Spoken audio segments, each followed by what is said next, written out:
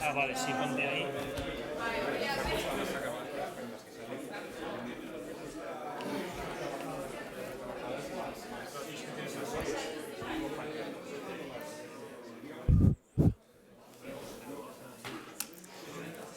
Todavía no, le he llamado por teléfono, pero está...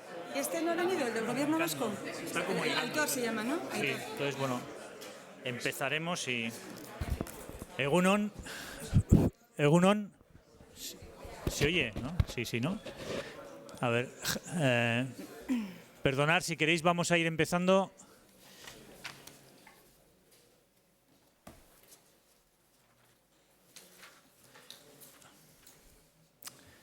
Bueno, Egunon denoi, gracias a todos por venir. Tenemos algunos pequeños modificaciones en el programa. En el inicio estaba previsto que estuviera Pilar Arana y Ane Ollarvide, que son nuestras jefas, pero las dos han tenido distintos problemas. Entonces, bueno, pues en vez de Ane Ollarvide voy a estar yo. Lo siento.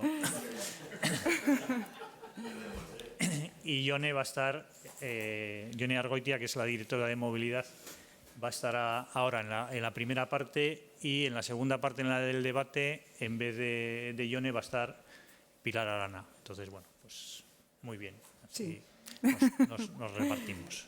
Ay, mira, espera un momento. Sí. Pues creo que me he quedado sola. Eso es. Es que Aitor Patxi-Oregui, que es el siguiente ponente, pues bueno, no ha llegado y está en camino, ya está en el término municipal de Donosti. Bueno, una breve introducción simplemente por, bueno, pues para darle paso luego a Yone. Estas jornadas que estamos organizando se enmarcan un poco en el plan del clima Donostia 2050, en el que tenemos, por así decirlo, 4 ámbitos de actuación, que son territorio, economía circular, energía y movilidad. Hemos hecho ya 2 jornadas sobre energía y economía circular y, bueno, la verdad que han estado bastante bien. Cada una tiene sus peculiaridades, en unas más colocando el acento en ver experiencias que se han hecho en distintos ámbitos, tanto de energía como de economía circular, aunque bueno, pues, el plan, digamos, recoge cosas que hace la administración municipal, pero también otras administraciones y muchos agentes sociales, con lo cual hay cosas que pues se van haciendo porque si se tuviera que hacer todo por el impulso del ayuntamiento, dirección o de manera directa, sería absolutamente imposible, dado el reto en el que estamos. Hoy nos toca entrar en movilidad, que vamos a hacer, digamos, una primera parte presentando cuestiones de Donosti, de nuestra ciudad, y además una intervención de Aitor Patxi-Oregui, que es el director de Energía y Minas, sobre la Ley de Sostenibilidad Energética que se aprobó en el Parlamento Vasco en febrero pasado. Y es una ley que, bueno, pues muy ambiciosa, bastante potente, que se lleva discutiendo pues varios años, ya no recuerdo cuándo teníamos el primer borrador, y que tiene afecciones importantes para las administraciones públicas en los ámbitos de pues el estado de sus edificios, en la gestión incluso de su propio personal municipal, y también en ámbitos de movilidad. Y tiene implicaciones también para empresas privadas a la hora de pues desde exigir actuaciones en eficiencia energética, en reducción de emisiones o en elaboración de planes de movilidad para los trabajadores. Entonces, bueno, tenemos mucho interés un poco en que Aitor Oregui nos desmenuce un poco estos temas. En el tema de la movilidad desde el punto de vista del cambio climático es realmente importante. Las dos fuentes de generación de emisiones más importantes en nuestro ámbito municipal son la energía, en cuanto al consumo energético en los edificios, y la movilidad. La movilidad representa pues, cerca del 60% de las emisiones de Donosti, si no contamos la industria. La industria, que en nuestro caso prácticamente es Cemento Rezola, que bueno, pues, tiene muy pocas opciones de reducción de emisiones en sus procesos. Los donostiarras emitimos de media 8 toneladas de CO2 equivalente por año, que esto corresponde como a 3.300 litros de gasoil por cada uno de nosotros. Entonces, bueno, pues de eso el 60% corresponde a movilidad. Y además en la estrategia esta que tenemos, una estrategia complicada en las próximas 3 décadas, en eficiencia energética la reducción se va a hacer sobre todo actuando en los edificios. Y actuando en los edificios no se puede hacer, digamos, vamos a actuar en 5 años en las 90.000 viviendas o en el resto de edificios que hay en la ciudad. Hay que hacerlo, por así decirlo, de manera rítmica. Actualmente la media de intervenciones en residencial está siendo de unos 1.200 viviendas por año. Tenemos cerca de 90.000 viviendas en la ciudad, con lo cual, para alcanzar, digamos, un porcentaje de actuación en el patrimonio edificado, tendríamos que estar casi triplicando las actuaciones que hay hoy en día. Triplicando significa triplicar en empresas, triplicar en intervención de comunidades de vecinos y triplicar en profesionales de todo tipo, desde albañiles expertos, escayolistas, hasta arquitectos. Y claro, eso no se puede hacer. Es decir, bueno, pues hoy estamos en 1.000 y en 2021 vamos a estar en 3.000, ¿no? Bueno, hay que hacerlo poco a poco y luego mantenerlo en el ritmo. Con lo cual, pensamos que en movilidad es un campo en el que en la próxima década vamos a tener que intervenir de una manera sustancial, porque, como comento, el 60% de las emisiones del municipio son en movilidad. Con lo cual, bueno, cuanto antes actuemos y de manera más profunda, mejor. No podemos hacer como estamos acostumbrados en nuestro modo habitual a decir, bueno, como esto es el 2050, pues en los presupuestos de 2048 ya veremos a ver cómo nos ajustamos, ¿no? Realmente en movilidad tenemos que empezar ya.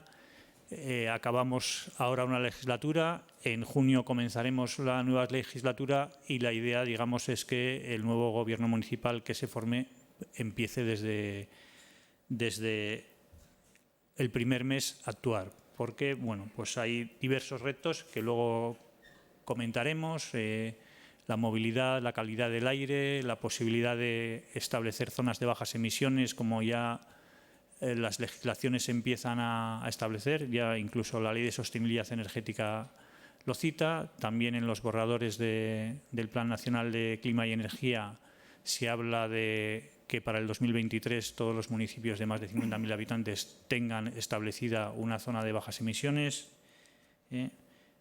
La calidad del aire y la recuperación del espacio público pueden actuar, digamos, como elementos positivos de ganancia frente pues, a otras cuestiones. En nuestras ciudades, en las tres que tenemos hoy aquí, la movilidad peatonal juega un papel muy importante. En todas estamos como por encima del 50% de los desplazamientos origen y destino en el término municipal son peatonales y yo entiendo que con potencial de crecimiento, porque al fin y al cabo pues son ciudades pequeñas, que en poco más de media hora, 3/4 de hora, te has salido del continuo urbano, casi en cada una de las tres. Y luego otra de las cuestiones que implica una ligazón de movilidad con la ordenación territorial y el urbanismo es que hay actuaciones en movilidad que son actuaciones pues, que hay que hacer porque digamos hay que resolver los síntomas de cómo están las cosas y no funcionan. Pero la movilidad, digamos, a largo plazo solo la vamos a poder resolver si hay una adecuada ubicación de los usos del suelo. Si seguimos colocando, pues, bueno, le veo a Scooby aquí, pues si seguimos colocando un parque tecnológico en mitad de la llanada alavesa sin ninguna continuidad urbana, pues quiere decir que durante 30 o 40 años vamos a tener a cientos o a 2.000 trabajadores que van a tener prácticamente que utilizar su coche todos los días desde Vitoria o desde Bilbao, que son las ciudades más próximas, para acudir a su centro de trabajo. Entonces, claro, esa planificación a largo plazo de reconcentrar algunas de las actividades que hemos colocado en donde no se debían haber colocado nunca o por motivos que no se debían haber colocado, lo tenemos que ir haciendo en el 2020, pero en el 2025 y en el 2035 también. Está claro que en 10 años no vamos a poder recolocar todas esas actividades y algunas más sobre pues, ubicación de centros comerciales fuera de las ciudades basadas en la movilidad en automóvil. Y luego, una de las cuestiones claves, todas estas políticas de desarrollo de cambios en movilidad tienen una afección directa a la ciudadanía, a los hábitos de la ciudadanía. Y bueno, eso lo comentaremos luego también en la segunda parte, en la mesa de ronda, cómo podemos, digamos, gestionar esas resistencias de la ciudadanía cuando le digamos, bueno, pues vamos a reducir las plazas de aparcamiento en la ciudad o en esta zona de actividades económicas porque vamos a potenciar los modos de transporte público o modos alternativos al vehículo privado. Bueno, yo ya me callo y le dejo a Jone Argoitia, directora de movilidad, que nos introduzca en la primera ponencia de la jornada. Gracias. Gracias. Bueno, veo que llega Pilar, no sé si quiere hacer ella alguna... No, vale, seguimos con él. Bueno, pues a ver, cuando Josu me propuso hacer esta jornada y me dijo que tenía que hablar sobre algo, que no me dio muchas pistas, pero me dejó vía libre, dije, bueno, pues con tanto especialista en movilidad que va a venir allí, yo que soy bastante nueva en el tema, desde mi humildad, yo decía, ¿qué les voy a decir? Porque yo enseñar, poco os voy a enseñar. Entonces dije, bueno, pues este año que se me ha dado la oportunidad de estar en el Departamento de Movilidad, pues voy a hacer una pequeña reflexión, porque a veces también los aires nuevos, pues igual aportan algo, ¿no? Entonces, cuando ayer se me dijo que tenía que hacer yo la presentación, aparte de la ponencia y estar en la mesa redonda, dije, no, esto no puede ser la charla de Jone, por lo cual en la mesa redonda os acompañará la concejala de Movilidad, Pilar Arana. Yo, pues como la ponencia que voy a presentar me parece que puede ser un poco densa, aunque intentaremos hacerlo más ameno posible, pues esta presentación simplemente hacer una reflexión sobre el término movilidad. Hoy a la mañana venía pensando, ¿no?, que podía hablar y qué me viene a la cabeza cuando pienso en la movilidad. Pues efectivamente me vienen dos cosas a la cabeza. Una, si es una palabra de moda, porque cada vez oímos más la palabra movilidad. Todo el mundo, ¿no? Yo lo primero que oí cuando fui al departamento es que el problema es que todo el mundo opina sobre la movilidad, que es como el fútbol, todo el mundo sabe de la movilidad. Así como de urbanismo no nos atrevemos normalmente, ¿no?, a entrar ahí en los proyectos y a mejorar y pensar que esto puede ser mejor, pues la movilidad está, vamos a decir, a nivel de todo el mundo opinamos, los ciudadanos, los políticos, los técnicos, pero luego yo hago una reflexión, ¿no?, y digo, ¿y eso es malo? ¿O verdaderamente aporta algo lo que es a la movilidad y por eso es una disciplina que es igual más ágil y más fácil de llegar a ella que el urbanismo, por ejemplo? Efectivamente, aquí hay técnicos de movilidad, técnicos especialistas en movilidad, que creo que hay que empoderarles y hay que, de alguna manera, darles un significado, porque verdaderamente el técnico de urbanismo, el arquitecto, con perdón de ellos, los ingenieros, pero el técnico de movilidad, cualquiera puede ser técnico de movilidad. No hay una carrera específica, pero yo creo que todos aportamos a la movilidad. Y eso nos está pasando con temas, por ejemplo, como las peatonalizaciones. Ahora se me ocurre la de Garibay. Sale en el periódico que se va a peatonalizar y se crea un foro, porque al final el sirimiri es un foro. Unos a favor, otros en contra, otros sí, otros no. Y claro, nosotros, como técnicos y responsables del departamento, nos levantamos, abrimos un ojo, vemos el Diario Vasco y siempre hay algo que tiene que ver con la movilidad. Bicicletas, peatonalizaciones, OTA. Pero mi reflexión queda ahí. ¿Es bueno? ¿Es malo que haya tanta reflexión, tanto especialista en movilidad? Efectivamente, sin quitar nada a los técnicos. La segunda reflexión que haría sobre esta disciplina, porque yo en este año que estoy en el departamento me ha dado la sensación como que es una disciplina dentro de la ordenación del territorio, una disciplina de segunda.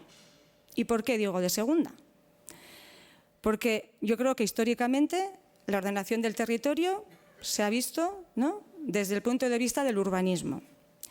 Y la movilidad, pues hoy en día pensamos o creemos que todos los técnicos de urbanismo, y espero que nadie lo coja mal si hay alguno aquí, que también saben de movilidad y sabrán, yo no digo que no sepan. Pero claro, cuando se aprueban los grandes proyectos en el ayuntamiento que pasan por urbanismo, el espacio público, la afección al tráfico, para ellos ahí no entran, porque ellos, de alguna manera, lo que están regulando es para adentro, no para afuera. Pero, sin embargo, no ven la necesidad de pedir esos anexos de movilidad, esos planes de movilidad, esos estudios de movilidad, que, por otro lado, el proyecto desde su inicio tampoco llega al Departamento de Movilidad para que sea estudiado con todas sus afecciones. Y pongo otro ejemplo, por ejemplo, el tema de los hoteles que está tan en boga ahora. Nos está pasando en el departamento que se abre un hotel, de alguna manera, tiene todas sus licencias y luego, cuando incluso ya está abierto, vienen al Departamento de Movilidad a pedir la reserva de hotel y el Departamento de Movilidad dice, ¿pero cómo? ¿Esto cómo? Nadie ha reflexionado esto antes. Se cree que no se requieren planes de movilidad, pero tampoco nos preguntan. Y luego nos da la sensación de que el técnico de movilidad es el malo de la película que viene a decir, no, pero esto no se puede hacer así. Y entonces el ciudadano, el afectado, el interesado dice, ya, pero yo ya tenía la licencia y a mí nadie me dijo que esto iba a ser así. Entonces, verdaderamente, simplemente creo que algunos me estáis diciendo que sí, creo que muchos nos estamos sintiendo identificados y que verdaderamente creo que la movilidad como tal es un término dinámico, es una disciplina que cada vez adquiere más importancia porque es transversal y que de alguna manera nuestra ciudad, dependiendo de una buena movilidad, seguramente será más amigable, será más sostenible, será mejor, que no creo que es una disciplina de segunda, sino que la importancia que tiene la movilidad tiene que estar ahí presente desde el principio, y que de alguna manera, pues si alguien se ha sentido herido, simplemente pues le animo a reflexionar y a pensar que trabajando todos desde el inicio podremos conseguir pues una ciudad mejor.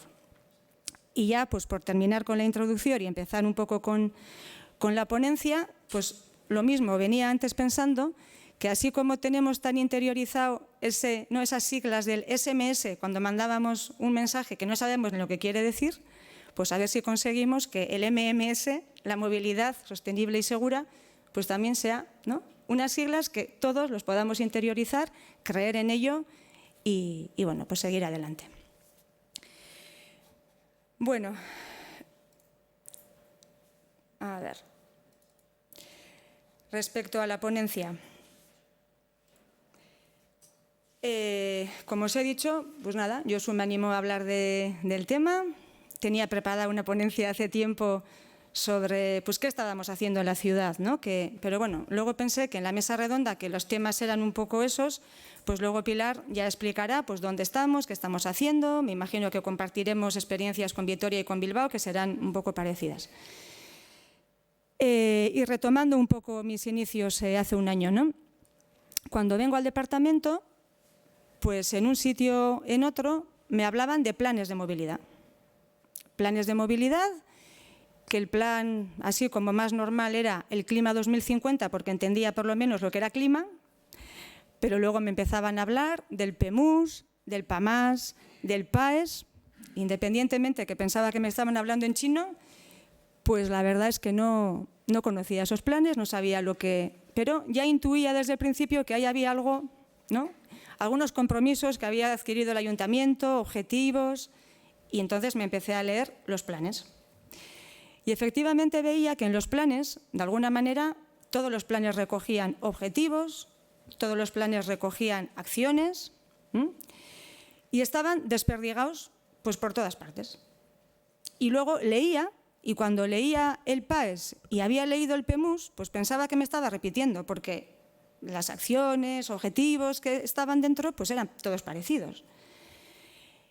Y luego, por otro lado, pues iba al plan de gestión del ayuntamiento y lo mismo, plan de gestión, objetivos, acciones, subacciones, indicadores, presupuesto. Ahí ya tenía otra pista, porque ahí tenía presupuesto. Cuando en el PEMUS yo no veía presupuesto. El Clima 2050, tengo que hacer esto, ¿pero con qué? ¿Con qué dinero? Entonces ya decía, pues a ver cómo hago yo esto. Entonces dije, bueno, pues mi idea, por lo menos para ver todo junto, es ver qué planes, ¿no?, están aprobados por el ayuntamiento, qué compromisos tenemos, y voy a intentar, pues por lo menos ver todo en uno. Entonces, bueno, pues aproveché el convenio que tenemos el Ayuntamiento de Donosti con la UPV, con la universidad, y pues bueno, vino una chica de prácticas del grado de Derecho. Entonces, bueno, pues hasta ahora había cogido durante varios años gente de prácticas, normalmente les enseñaba yo cosas y esta vez dije, bueno, pues igual me tiene que enseñar ella a mí. Le puse durante 2 meses a leer planes y cosas y le dije, bueno, ¿me puedes hacer una especie de resumen de dónde estamos y qué tenemos que hacer?, ¿no? Y efectivamente me hizo un trabajo fantástico. Entonces quería compartir con vosotros, decir que el trabajo que voy a presentar aquí es fruto de esa labor de esta alumna en el grado de Derecho de la universidad, que con su permiso de alguna manera lo vamos a explicar aquí. Bueno, pues hablando del Clima 2050, ¿no?, es el tema que nos toca hablar aquí. Bueno, el plan, de alguna manera, ¿qué es el Clima 2050 o por qué? ¿No? Resumidamente, ¿qué podemos decir? ¿Cómo surge el Clima 2050? Bueno, pues todo esto del cambio climático, ¿no?, empezó a sonar fuerte, nos empezó a preocupar de alguna manera. Entonces había que dar una respuesta a este cambio climático. Entonces se decide pues de alguna manera, muy resumidamente, hacer un clima con unos objetivos, que de alguna manera es un plan vertebrador de todas las políticas del municipio, como antes ha explicado Josu. El Clima 2050 tiene distintas vertientes que de alguna manera se articulan entre ellas.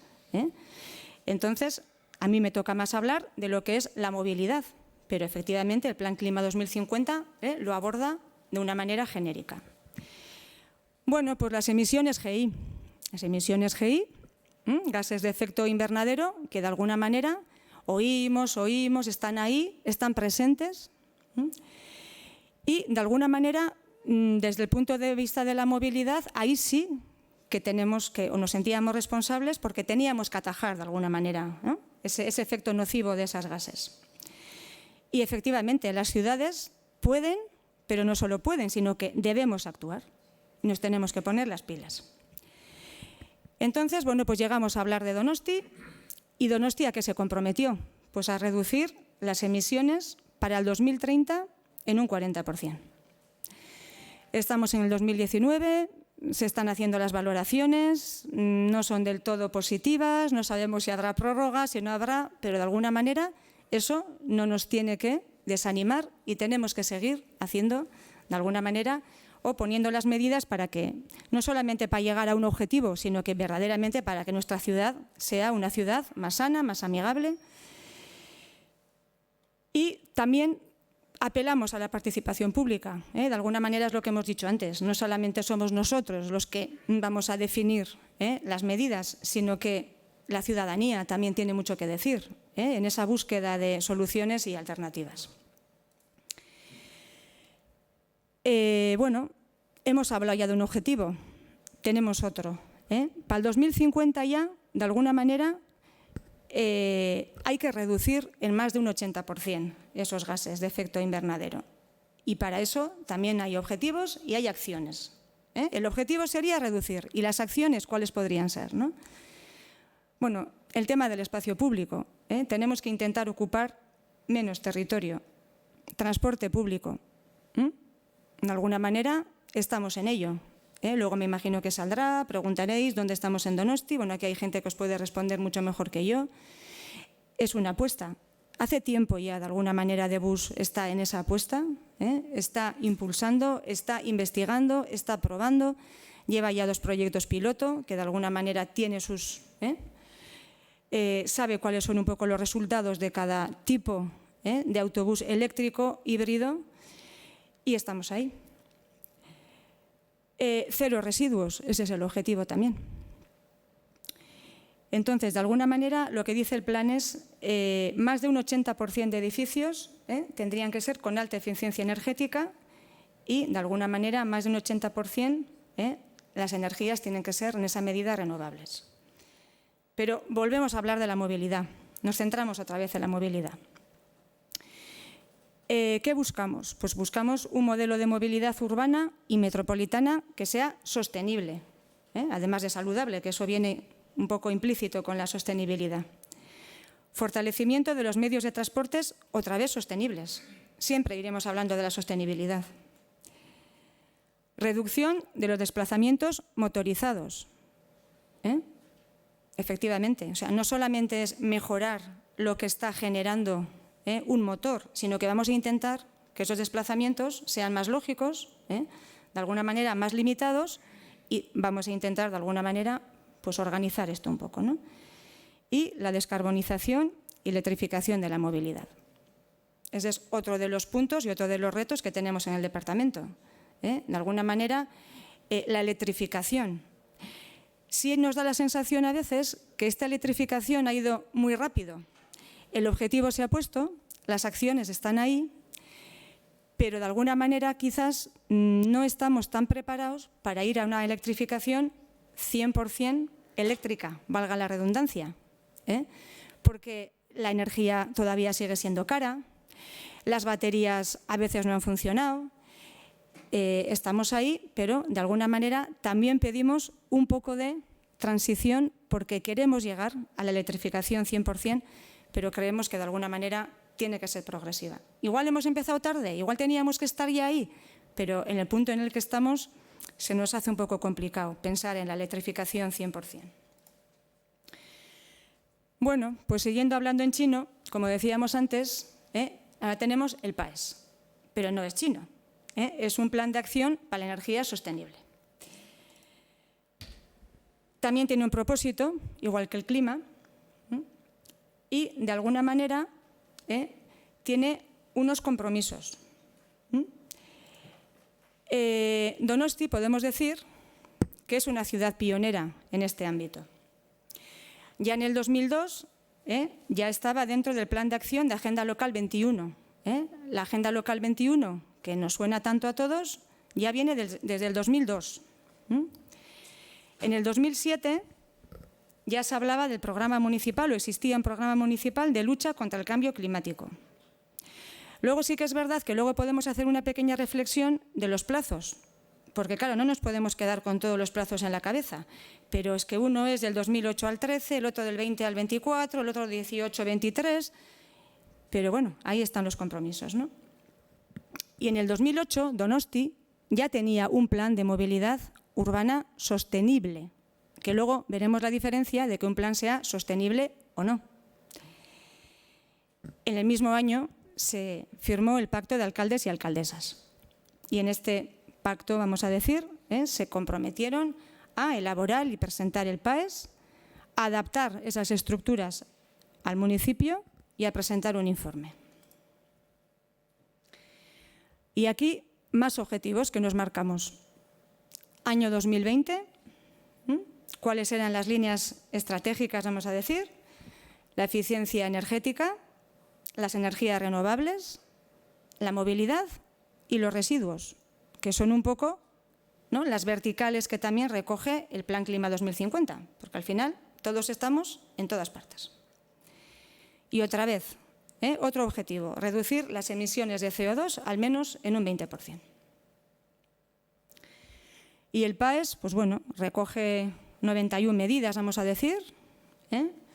Aquí tenemos el periodo de implantación, 2012-2020, 91 medidas. Estamos en el 2019, habrá que hacer una evaluación. Luego hablaremos también de la Ley de Sostenibilidad Energética. No sé si luego nos pueden explicar un poquito mejor si con la entrada en vigor de la ley el PAES termina en el 2020 y ya, como de alguna manera hay una ley de obligado cumplimiento, se va a terminar ahí, se va a, de alguna manera, generar otro plan. Luego seguramente Kaitor nos explica y nos aclara un poquito estos términos. Y más previsiones. Las emisiones de GI, que hablábamos en el clima, aquí también se habla de lo mismo, de los sectores PAES, se reducirán en un 20,51%. Ahí ya la previsión era muy exacta, porque ya era 20,51%. Bueno, y de alguna manera parece que supera el compromiso establecido del 20%. Y al sector de movilidad ya se le dijo que tenía que reducir en un 22,72%. Pues del PAES poco más. Y ahora vamos al PAMAS, el Plan de Acción para la Mejora del Ambiente Sonoro. Pues ¿cómo nace el PAMAS? De alguna manera se hizo un mapa estratégico del ruido, donde alarmó en cierta manera que en algunas zonas pues el ruido ahí estaba, iba a decir molestando, pero parece como una redundancia, ¿no? Y como consecuencia de ese MER que le llamamos, pues nace el PAMAS. Objetivo claro: controlar los efectos negativos del ruido. Ese es como sencillito, ¿no?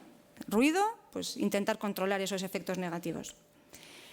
Para ello, bueno, pues se basaba en un marco jurídico, en una directiva del Parlamento Europeo, que luego se tradujo en distintas leyes, que bueno, las tenéis ahí, que no creo que merezca la pena citarlas. Pero sí que, de alguna manera, vamos a ver qué medidas planteaba este PAMAS. Se dividió la ciudad en 5 sectores. Por un lado estaba Alza, por otro lado estaba Amara, Centro Aiete, Zubieta y Geldo, Antiguo y Urumea. Y cada cual tiene su casuística a nivel de ruido. Pero sí que es verdad que, sobre todo en el centro, efectivamente, el ruido, al final, también tiene que ver con la movilidad, porque el tráfico urbano podemos decir que es uno de los actores que influyen en ese ruido. Objetivos, pues claros, reducción de velocidad, cuanto más despacio vayamos, menos ruido habrá, y fomento del transporte público. Y otra vez volvemos al otro objetivo que teníamos de reducir los desplazamientos, y os daréis cuenta que todo el tiempo, en un plan o en otro, estamos generando un círculo, hablando un poco de lo mismo, y que al final, si vamos a atacar las 4 patas, pues al final cumpliremos pues, con todos esos objetivos de los distintos planes. Volvemos a ver que aquí, bueno, pues, el plazo, como hemos dicho antes, cambia algo, porque este plan es más reciente, del 2018 al 2023, pero otra vez los objetivos son un poco los mismos. Afrontar la contaminación acústica. Es el momento de decir, verdaderamente tenemos un problema de contaminación acústica, más en algunos barrios que en otros. Por eso determinamos acciones prioritarias y vamos a proteger las zonas tranquilas. Las que están tranquilas las dejamos así, vamos a actuar en las que hace falta. Antes hemos dicho que la movilidad era transversal, el ruido también. Cuando estamos hablando de movilidad hablamos de ruido y cuando hablamos de ruido nos acordamos de la movilidad. Y tiene efecto en la movilidad, en el urbanismo, en la salud, en la cultura, servicios, en todo. Bueno, pues ahora pasamos ya a lo que es el Plan de Movilidad Urbana Sostenible, el PEMUS. Y claro, es que parece que estamos repitiéndonos todo el tiempo, parece que son las mismas diapositivas, pero es que, ¿qué es el PEMUS? Pues es lo mismo, es un conjunto de actuaciones que tiene un objetivo, que es que esas formas de desplazamiento sean más sostenibles en el entorno urbano, ¿no? Y nos preguntamos a ver por qué es necesario un PEMUS. Bueno, pues podemos decir que los planes iniciales, cuando no hablábamos de PEMUS, sino que sería el PEMU, digo yo, el Plan de Movilidad Urbana, pero sin ser sostenible, bueno, pues sí, estudiaban alternativas, de alguna manera, pero faltaba algo, ¿no? Faltaba esa sostenibilidad, que parece que nos agarramos a ella y que es como la solución a todo, pero que es lo que verdaderamente tenemos que atacar, ¿no? ¿Qué características tiene un PEMUS? Bueno, pues tiene que tener una visión estratégica, tiene que tener un ámbito territorial de alguna manera definido, en el nuevo anteproyecto que luego hablaremos también, pues de alguna manera se definen como 3 acciones para el Plan de Movilidad Sostenible, ¿no? Lo que es la comunidad autónoma, el territorio histórico y es el municipio. Pero sí que es verdad que los 3 tienen que estar de alguna manera coordinados. Una integración modal, transversalidad, cooperación institucional, enfoque participativo y un proceso dinámico. Pero claro, falta, creo que lo más importante, lo que hemos dicho antes, un presupuesto potente por detrás. Porque a veces nos da la sensación que al menos nuestro plan de Donosti, que es del 2008, si no tiene un respaldo presupuestario por detrás, pues no deja de ser una declaración de intenciones muy bien recogida, muy bien trabajada, pero que de alguna manera, cuando luego vas a abordar lo que está recogido en ese plan, pues te quedas un poco a medias. Entonces ya desde el 2008 nuestro plan era integrador, sostenible, un centro asociado a actividades económicas y a la actividad turística, porque claro, Donosti de alguna manera tenemos que hacer confluir los intereses de la ciudadanía con los de los turistas. A veces no es fácil. Y aunque parezca mentira, todo eso es movilidad y es sostenibilidad. Porque ahora pregúntales a los técnicos del departamento. Y encima aquí veo alguno que nos puede decir. O sea, ¿cómo hago para solucionar el tema de los autobuses discrecionales en Donosti? Hoteles, excursiones, franceses, turistas, convenciones, el Cursal. De alguna manera, todo eso pasa por tener unos criterios claros que no gustan a todo el mundo, a todos los ciudadanos, y que verdaderamente esa, de alguna manera, redistribución del espacio, de las vías, del aparcamiento en la ciudad, está siendo bastante complicado. Y bueno, un poco terminando el tema de los planes, la chica esta de prácticas me dijo, mira, Ione, yo te he hecho un poco un análisis de los planes, de lo que hay, de lo que no hay. Ella se volvía loca porque se repetía todo el tiempo lo mismo, quería sacar concreción, quería decirme esto es lo que tienes que hacer. Y de repente, pues bueno, del Gobierno vasco nos llega la noticia del anteproyecto de la Ley de Movilidad Sostenible de Euskadi. Están elaborando este anteproyecto y nos piden informar. Vamos a varias reuniones, nos enseñan el texto, efectivamente ahí se recoge lo que tiene que ser un PEMUS y tiene que tener un PEMUS, y empezamos a estudiar. Y claro, le tenía a la pobre chica allí medio loca y de repente nos damos cuenta que el 21 de febrero de este año el mismo Gobierno vasco pues aprueba o ha aprobado una ley de sostenibilidad energética dentro de la comunidad autónoma. Y le digo, bueno, pues tú coge y estúdiate la ley. Y el día siguiente me viene desesperada. Y me dice, a ver, pero es que todo lo que te he recogido sobre los planes de movilidad sostenible que están en el anteproyecto, resultan que la ley de sostenibilidad energética los define muchísimo más y de diferente manera. Le digo, no puede ser, es que no puede ser. O sea, yo que estoy intentando recopilar todos los planes, todas las acciones, y ahora de repente me entero que hay dos leyes del Gobierno vasco, una aprobada, la otra no, la otra no está aprobada, que de alguna manera tenemos que intentar, pues, bueno. Ella me hace un análisis muy certero de las diferencias que puede haber, pero diferencias que también luego, a la hora de transmitir al Gobierno vasco y decir, oye, ¿por qué esto? ¿Por qué lo otro? Quizás también han tenido su razón de ser, porque esto evoluciona constantemente.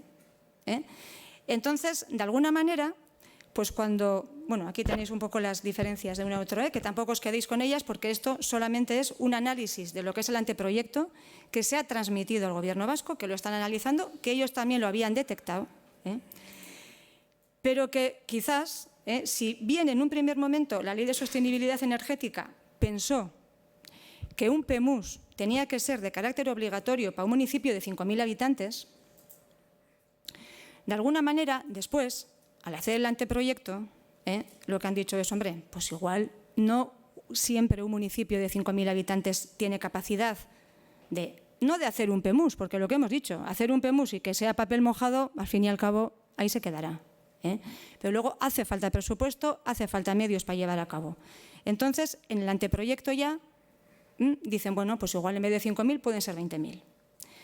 Esas cosas no son fáciles de decidir, porque a veces se cree que por mejor se pone un límite, pero luego te das cuenta que quizás ahí puede haber sus problemas, tal. Y luego lo de la vigencia. En principio, en el plan de sostenibilidad se dice que la vigencia de un plan es para 5 años, y sin embargo ya en este anteproyecto se le da una mayor vida al plan de movilidad y se da un mayor plazo para poner en marcha estas medidas, que sería entre 6 y 10 años. Bueno, luego nos explicará mejor, Aitor nos sacará un poco de dudas con pues, temas que puedan, sobre todo, afectar a esa ley de sostenibilidad. Y bueno, pues poco más. Al final conseguí, de alguna manera, que esta chica me unificara todas las acciones que tenemos que hacer como en dos vertientes. Una sería reducción de los desplazamientos motorizados y dentro de esta reducción, ¿qué es lo que podemos hacer? Actualización del PEMUS, impulso de la planificación y coordinación de actuaciones de movilidad sostenible metropolitanas, redactar programas de movilidad de empresas, universidades, que también están recogidas en la ley, camino escolar que el Ayuntamiento de Donosti lleva pues, muchísimos años trabajando en este tema, y que de alguna manera sí que estamos fomentando con el camino escolar ese desplazamiento sostenible, seguro y autónomo, porque a veces verdaderamente solamente ponemos la mirada en lo que es el tipo de vehículo, el tipo de combustión, pero ¿dónde está esa conducta de la persona que pueda elegir y que diga, mira, pues yo, por convicción, prefiero andar en bici, prefiero ir en autobús que ir en mi vehículo propio? Y eso se aprende y se enseña desde el Departamento de Movilidad a los chavales de temprana edad, para que de alguna manera no sea simplemente una opción más, sino que sea la opción más sostenible, más saludable y más sana. Bueno, calmado de tráfico. Me imagino que luego hablaréis en la tertulia qué pasa con esas ciudades, si vamos a reducir las entradas de vehículos, si no, es un tema que está ahí. El calmado de tráfico, si al final la DGT de alguna manera va a bajar la velocidad máxima en ciudades, el 30%, las ciudades 30%, pues tantas cosas que hemos trabajado, o se ha trabajado desde el departamento, ¿no? Y bueno, lo que os decía antes, al final hemos conseguido como dos vertientes, que es la reducción de los desplazamientos motorizados y la descarbonización y electrificación de la movilidad, que ya vamos a medidas más concretas. Electrificaciones de flota de bus, que bueno, antes he adelantado un poquito pues las complicaciones con las que te puedes encontrar, ¿no? Cuando tienes que ir a un sistema totalmente electrificado, cuando, bueno, de alguna manera la sociedad o los medios que nos dan no están tan preparados para ello. Las creaciones de bajas emisiones, bueno, el tema de poner enchufes eléctricos, vulgarmente dicho, en zonas, en parkings de residentes. Ahora hemos activado los 7 puntos, que para nosotros de alguna manera no es lo ideal, porque no queremos que haya enchufes en espacio público, sino que de alguna manera impulsar que esos parkings, esos concesionarios también pongan, nosotros en residentes. Y bueno, pues por mi parte poco más. Espero que no haya sido demasiada densa la charla y bueno, pues os dejo con Aitor, me imagino.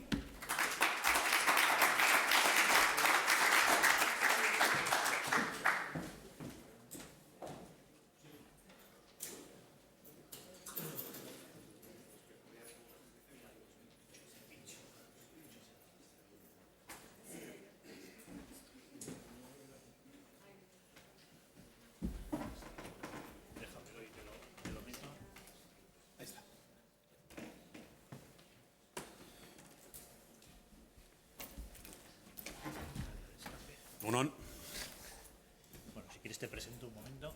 Bueno.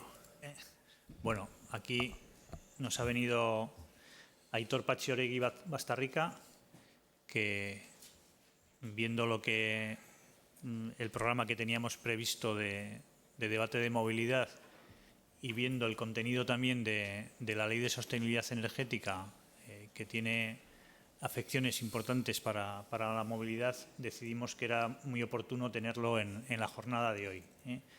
Aitor Patxi Bastarrica es director de Energía, Minas y Administración Industrial del Gobierno vasco y espero que nos dé una introducción importante y le podamos, si es oportuno, pues hacer preguntas a algunas de las dudas que nos pueden surgir. Aitor, aurrera. Mila esker Josu. Mila esker gaur hemen egoteko aukeragatik. Beti da pozgarria Donostira itzultzea. Ni hemen eman dut nire biziaren parte gehiena eta gusto bada etortzea.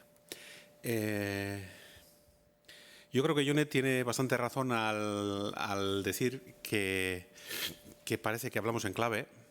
Cuando empezamos con los acrónimos y el PEMAS, el PEMUS, el NIE, el no sé qué, y eso yo creo que muchas veces nos pasa porque estamos metidos en nuestro propio círculo en el cual todo el día estamos hablando de lo mismo y entre nosotros nos entendemos, pero cuando tenemos que traspasar ese ámbito a veces liamos a la gente y en eso yo creo que tiene toda la razón.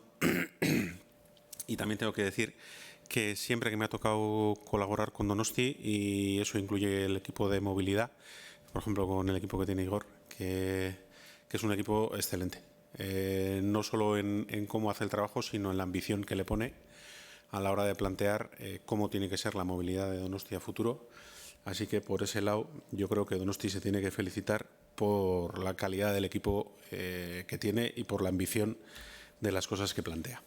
Dentro de la ley de sostenibilidad, Bueno, nosotros, en principio, intentamos a través de la ley dar respuesta bien a los planes que teníamos dentro del Gobierno, plan de estrategia energética de Gobierno 3E-2030, al Clima 2050, que se aprobó la pasada legislatura, a los paquetes normativos que nos vienen de Europa, a través de todos los paquetes de Clean Energy que se van aprobando y que además, como bien decía Ione, es algo que está vivo, es un ecosistema que nos va cambiando cada X tiempo y que hay veces que nos descoloca y que nos deja el terreno de juego un poco movido. Y luego los compromisos que como país adquirimos principalmente en la COP21, ¿no? Que fue la que tuvo más relumbrón y a la que yo creo que todo el mundo conoce. Entonces, a partir de ahí nosotros conformamos un anteproyecto de ley que en principio estaba principalmente enfocado en establecer obligaciones y objetivos al conjunto de las administraciones públicas, pero que luego, con el cambio de legislatura, la remisión a Parlamento, pues entró en un proceso de debate y en ese proceso de debate se han ido añadiendo cosas que yo creo que en el fondo han ido enriqueciendo el texto. Lo que sí nos ha pasado es que evidentemente en el trámite parlamentario la ley se modifica. Entonces, pues puede que también en la ley de movilidad sostenible, cuando llegue el trámite parlamentario, pues mute, ¿no? Y se vaya completando o vaya recogiendo otras sensibilidades, como nos ha pasado en este caso. Al final, en este caso, yo creo que hemos conseguido algo muy positivo, que es que de los 5 grupos que están presentes en el Parlamento, 4 han aprobado la ley.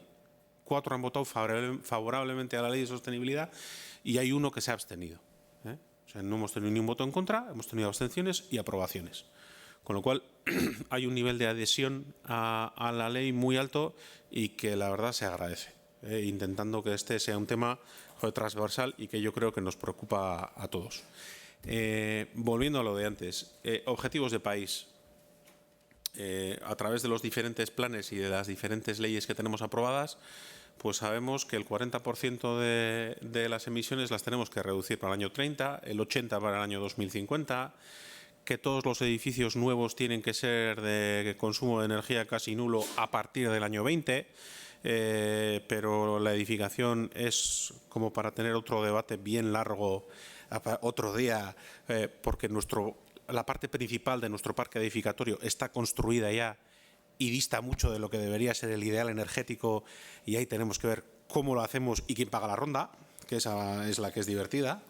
Tenemos que incrementar mucho la implantación de renovables en el territorio.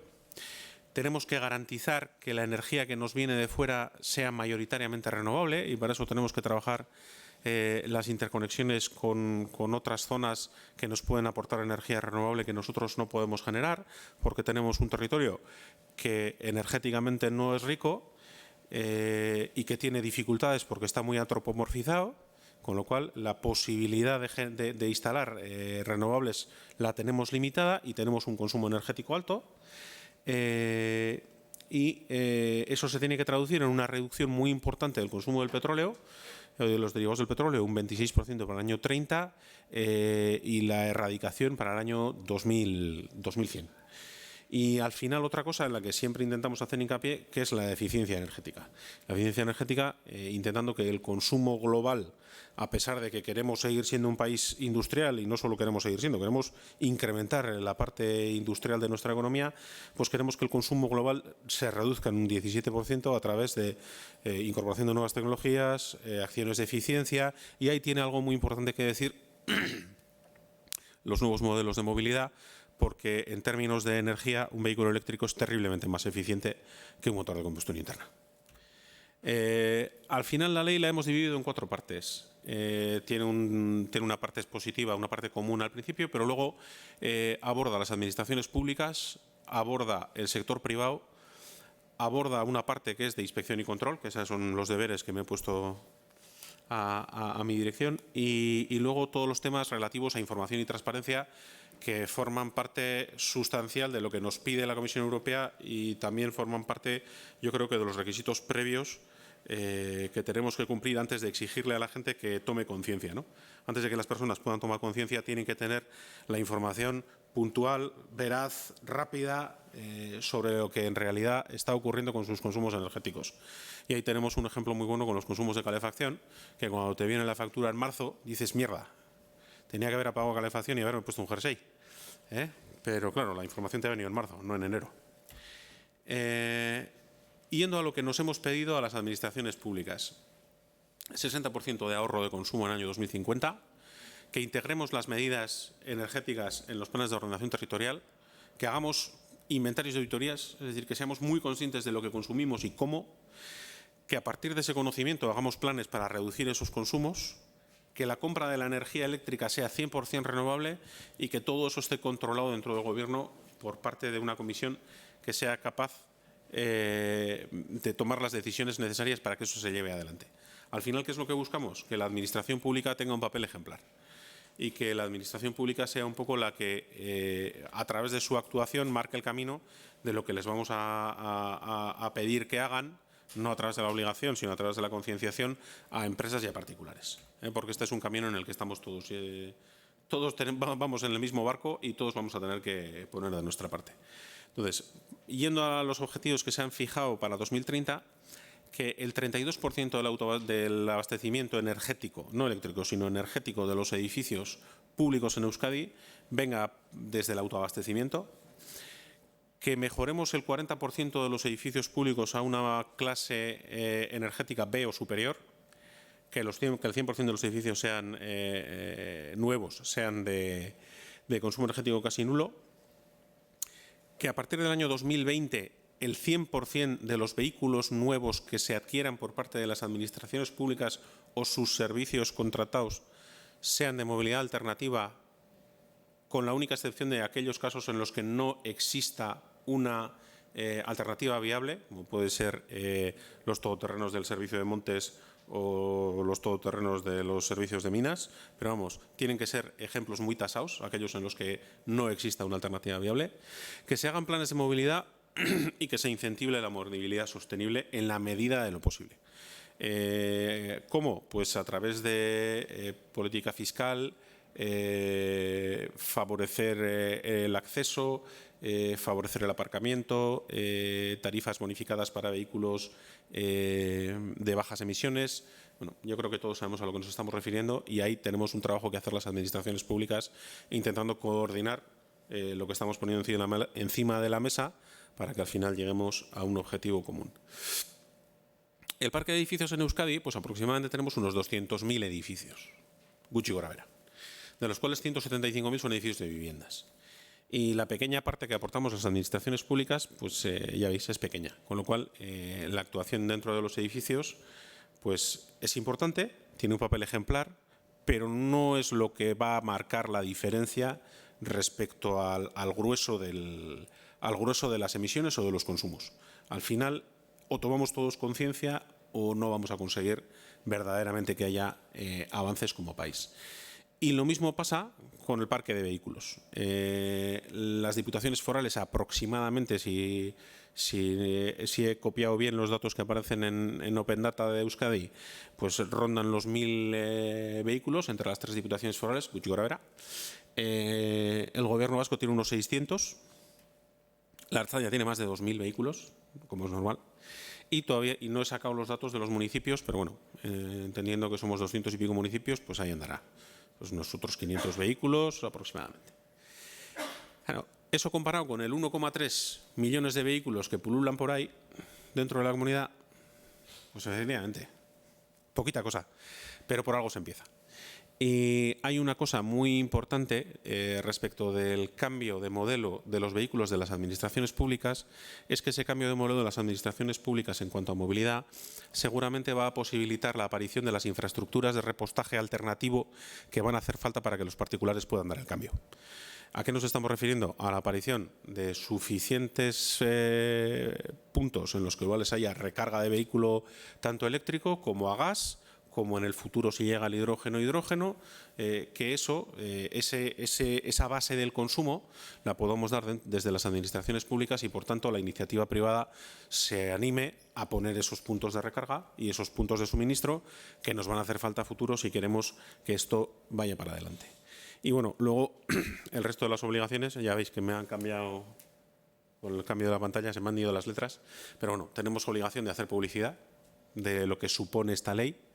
Tenemos que hacer formación respecto de sus objetivos y de las herramientas que pone en marcha, y tenemos que fomentar el etiquetado, tanto en edificios públicos, en vehículos de titularidad pública, para que ese cambio sea cada vez más visible y que se vaya viendo por parte del público en general, pues eso, que hay cambio, que hay movimiento y que hay una corriente que tenemos todos que seguir.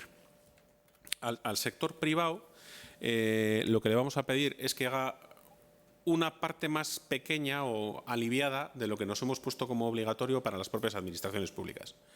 Les vamos a pedir a las empresas, dependiendo de su tipología y de su tamaño, con unas diferentes periodicidades, le vamos a pedir que haga auditorías energéticas, que esas auditorías energéticas estén acompañadas de estudios comparativos de sus flotas de vehículos en todas aquellas empresas que cuenten con más de 10 vehículos.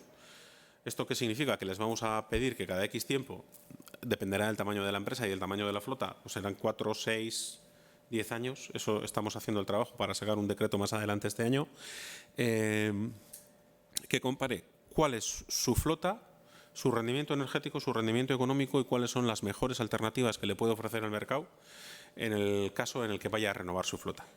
¿Le vamos a obligar a que cumpla luego con los resultados de esa auditoría? No. Lo que esperamos es que la auditoría le ponga adelante unos números suficientemente favorables para que tome la decisión por sí mismo.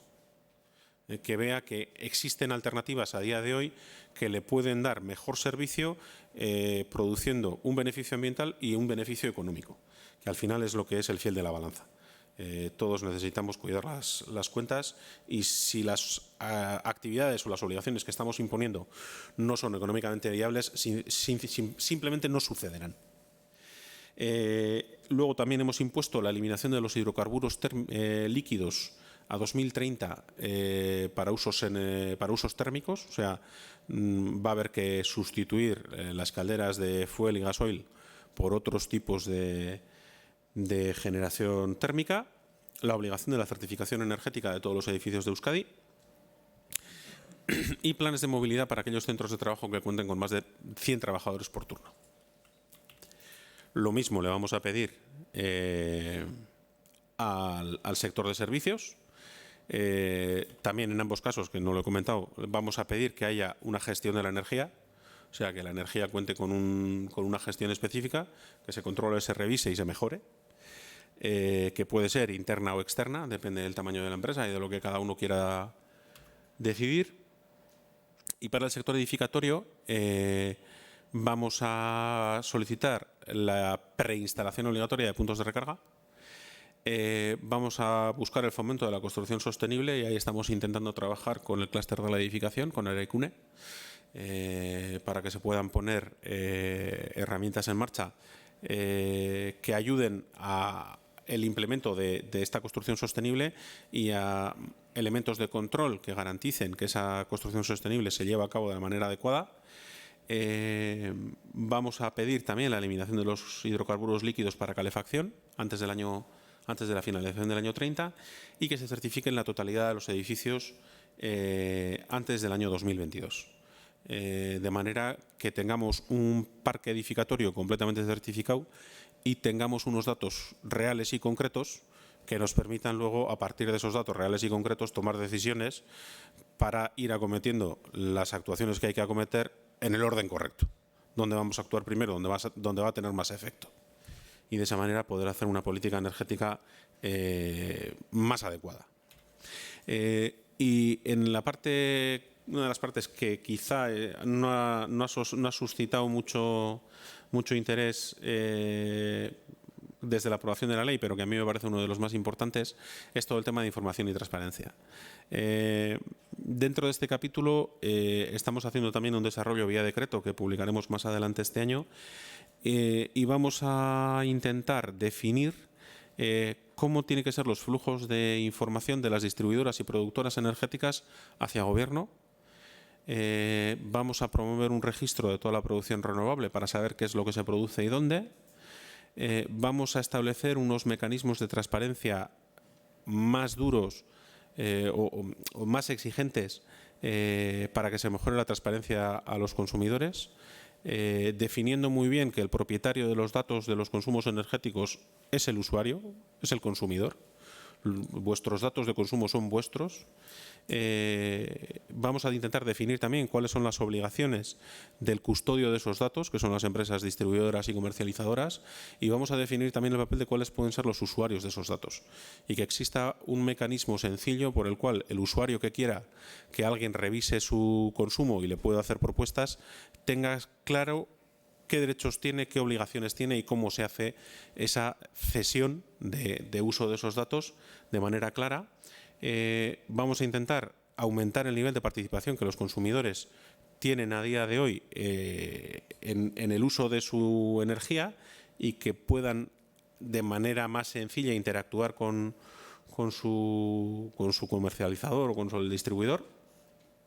Vamos a exigir que todos los consumos canalizados de energía tengan telemedida y telegestión, que se tenga que garantizar el acceso a los datos de consumos en tiempo real o al tiempo más corto que permita la técnica, y además que se tenga que dar acceso a esos datos en un formato estandarizado y plano igual para todos los distribuidores y todos los comercializadores de energía, y además acceso a todos los datos que provee el contador, porque el contador no hay que olvidar que o bien es del consumidor o bien el consumidor lo tiene alquilado, con lo cual todos los datos que produce ese equipo de medida tienen que estar a disposición, que evidentemente cada comercializador y cada distribuidor podrá tener una manera de enseñar los datos, la que él haya decidido y haya puesto en marcha en su sistema, pero además va a tener que ofrecer la posibilidad de tener acceso a todos los datos planos y, como he dicho, en un formato estandarizado y común a todos, para que el estudio de esos datos por parte de un tercero también sea sencillo. Y luego también intentar que las administraciones locales estén coordinadas con el Gobierno y nosotros también podamos tener acceso a cuáles sean los consumos, pues para poder hacer el seguimiento del cumplimiento de la ley. Y ya yéndonos a movilidad, pues se nos hincha la boca hablando de movilidad alternativa, pero vamos a intentar bajar un poco el tema a tierra. ¿Qué hemos definido como movilidad alternativa dentro del ámbito de Gobierno? Pues bueno, hemos definido evidentemente la movilidad eléctrica pura, que es lo que a día de hoy parece que tiene la mayor parte de los parabienes. También los híbridos enchufables en una cierta medida, siempre y cuando se haga un uso prioritario de lo eléctrico y no de lo térmico. Y luego están las alternativas de gas, donde tenemos el gas natural, bien comprimido o licuado, para vehículo ligero, vehículo pesado, y los gases licuados de petróleo. Ese es el orden en el que hemos definido priorizar las diferentes alternativas. Y aquí vamos a meter una sigla más, que es el Plan Nacional Integrado de Energía y Clima, bueno, su borrador, que acaba de ser remitido por el Ministerio de Europa y que se supone que, si se aprueba tal y como está, va a ser lo que va a regir nuestros destinos en movilidad en los próximos años. Entonces, ese plan dice que para 2030 el 16% de los vehículos van a tener que ser eléctricos y que el 22% van a tener que ser alternativos. Pero es que entonces nos deja un 78% del parque que todavía sigue siendo térmico. Entonces, muchas veces determinados mensajes de hacia dónde queremos encaminarnos, que están muy bien, tienen que ser puestos en contexto y establecido una ruta, un tránsito. El cambio no puede ser automático.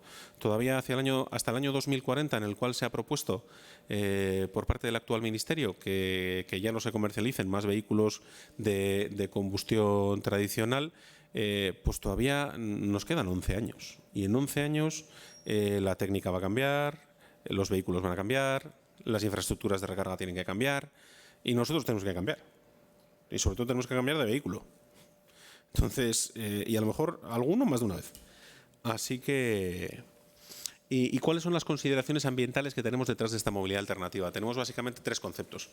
Tenemos las emisiones de CO2, que producen un efecto de contaminación de carácter más global, en el cual pues tenemos claros los objetivos de reducciones de gases de efecto invernadero, y luego tenemos otros dos componentes que son las emisiones de otros gases nocivos, principalmente NOx y gases vinculados al azufre, a los SOs, y tenemos las emisiones de partículas. Entonces, yendo por orden de las diferentes alternativas que tenemos ahí, pues los gases licuados de petróleo emiten CO2, menos que la gasolina y que el diésel, pero emiten CO2. No emiten apenas ni NOx ni gases vinculados al azufre y no emiten partículas, apenas. La gasolina y el diésel emiten de los tres. Eso está claro. El diésel, sobre todo, tiene un mejor comportamiento en CO2 y un peor comportamiento en NOx y en partículas, con lo cual produce menos contaminación a nivel global, pero más contaminación a nivel local, lo cual tiene también sus incidencias en tema de calidad del aire y efectos en la salud. La electricidad, pues depende. Depende de cuál sea la energía eléctrica que le enchufas al cacharro.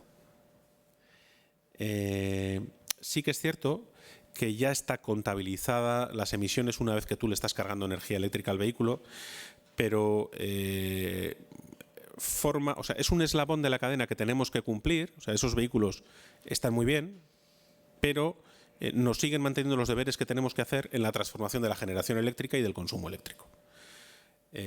Lo que quiero decir es que es un eslabón conveniente y necesario, pero no por sí mismo da respuesta al problema.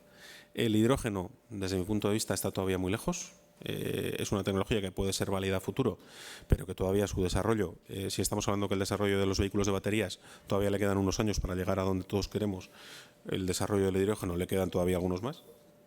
Y luego tenemos el gas natural. Entonces, el gas natural,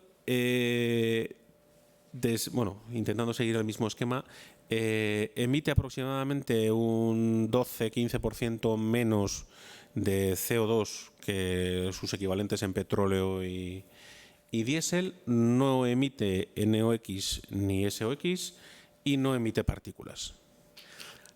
Y tiene también la alternativa de usar gas renovable. Y ese gas renovable te puede venir de dos fuentes. Te puede venir de una correcta gestión de los residuos a través de la generación de biogás y su depuración en biometano, y con un proceso en el cual se puede obtener ese gas bien de los residuos del sector primario, bien de la gestión de los residuos sólidos urbanos o bien de los EDARs, y que es un tema en el que vamos a empezar a trabajar desde el Gobierno para hacer una estimación de cuál puede ser el potencial que tenemos en Euskadi para la generación de ese gas renovable, o bien puede ser gas sintético obtenido gastando energía eléctrica que pueda en algún periodo no estar utilizada, evitando que se pierda esa generación eléctrica renovable. Entonces, desde este punto de vista, ¿cuáles serían los óptimos a los que podríamos aspirar ahora? Pues un eléctrico puro con una electricidad 100% renovable y un vehículo a gas con un gas renovable. Esas son las dos opciones que son óptimas. ¿Podemos conseguir ambas al 100% a día de hoy? No. El eléctrico puro con un contrato de electricidad 100% renovable sí, pero luego vamos a ver que eso tiene unas implicaciones económicas. Y el vehículo a gas sí lo podemos conseguir, y además la utilización de gas convencional ya supone una ventaja respecto de lo que estamos haciendo ahora, porque vamos a emitir menos. Y además tiene una ventaja económica significativa, y el gas renovable es algo que tenemos que seguir trabajando. Pero, como decía antes, también es un efecto positivo, es un eslabón conveniente que tenemos que completar con ese desarrollo de generación de gas renovable al que estamos empezando a darle vueltas, y aquí le veo al señor Escudero, a los que estamos intentando liar en el Ayuntamiento de Vitoria, para que podamos hacer algo con el gas que se genera tanto en la estación de Egar como en el vertedero de Egar de Alegui. Yendo a lo que al final a la gente más le importa, porque yo creo que hay un efecto bastante general en el cual la conciencia ambiental, así como otro montón de conciencias que tenemos, lo dejamos en la puerta de la tienda o en la puerta del concesionario. Luego lo recogemos a la salida. Pero al final, lo que implica principalmente, o sea, los dos vectores de decisión de qué vehículo te compras son dos. Uno, cuánto dinero tengo, y dos, cuál me gusta. Al final la gente se compra el vehículo que más le gusta dentro de la capacidad económica que tiene. Y eso es así. Y pretender otra cosa, pues es cerrar los ojos. hay una cosa que sí que está pasando, que es que a medida que va pasando el tiempo se van añadiendo nuevas opciones al catálogo de vehículos que están en venta. Entonces tenemos más oportunidades que dentro del precio o el dinero que puedes pagar, el coche que te gusta puede tener una opción sostenible. Lo cual es lo que al final puede llevar a que esas opciones vayan siendo las que la gente elija. Y volviendo al dato de antes, administraciones públicas, 4.000 vehículos. Parque de vehículos en Euskadi, 1.300.000. No nos olvidemos quién va a marcar la diferencia. Y haciendo un cálculo rápido, y esto lo he sacado de una página de divulgación científica muy rapidita, pero para hacer un cálculo de orden de magnitud nos puede servir. Recorrer 100 kilómetros, evidentemente esto varía con la evolución de los precios de los combustibles, con gasolina te cuesta casi 8 euros, con gasóleo casi 6, con GLP 6, con gas natural 4,5 y con electricidad 2, o un poquito menos de 2, si has hecho carga doméstica, si has cargado tu vehículo en casa, donde puedes tener una tarifa bonificada nocturna y además no tienes que pagarle al gestor de carga por tener ahí el poste y el sitio ocupado y tal. Entonces esto sería más o menos lo que te puede costar recorrer 100 kilómetros. Y aquí ya voy a decir hasta el pecador. Me he ido a hacer la comparativa de vehículo a un vehículo que tiene todas las opciones, que es el Volkswagen Golf. Tú te puedes comprar un Golf eléctrico, de gasolina, de diésel o con gas. Tienes todas las opciones. La gran ventaja que tiene el gas, a día de hoy el gas natural, es que su precio es igual que en un vehículo de combustión, porque es que es un vehículo de combustión. Es un vehículo de combustión con un motor tradicional al cual se le ha adaptado un depósito adicional y puede consumir tanto gasolina como gas natural. Con lo cual no es un vehículo híbrido, no. Es un vehículo que puede optar por dos combustibles diferentes, pero es un vehículo de combustión tradicional que tiene como ventaja adicional que es tecnología europea. Que dentro de la revolución económica que nos va a venir, con la revolución del cambio de modo de movilidad, pues también es algo a considerar a futuro. El diésel es ligeramente más caro, unos 26.000. Estoy haciendo la comparativa con los vehículos de 110, 115 caballos, no yéndome a los altos de gama. Y el eléctrico puro, más o menos, pues son 38.000 euros.